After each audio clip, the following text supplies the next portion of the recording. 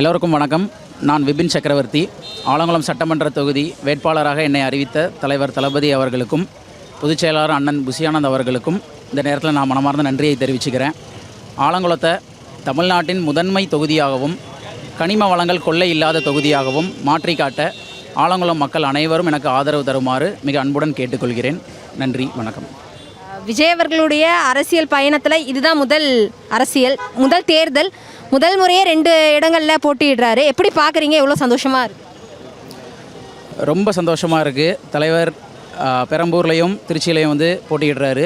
அது நமக்கு ஆல்ரெடி எங்களுக்கு தெரிஞ்ச விஷயந்தான். உங்களுக்கு தான் இன்றைக்கி அனௌன்ஸ்மெண்ட் வந்திருக்கு. அது ரொம்ப மகிழ்ச்சியாக நான் பார்க்குறேன். அது தலைவர் அது தலைவர் கோட்டையாக தமிழ்நாடே மாறப்போகிறதுங்கிறது எந்தவித சந்தேகமும் கிடையாது. தேங்க்யூ.